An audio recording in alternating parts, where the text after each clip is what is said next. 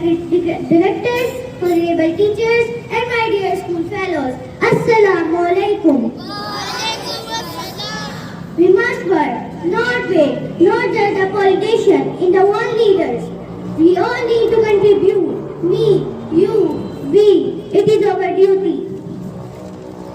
We realize the importance of lights when we see darkness. We realize the importance of our voice when we are silenced. In same way, when we were in Swat, the north of Pakistan, we realize the importance of pens and books when we saw the guns.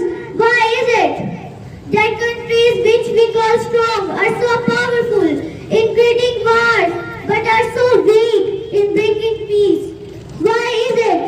Why is it that giving guns is so easy but giving books is so hard? Why is it? Why is it that making tents is so easy but building school is so hard?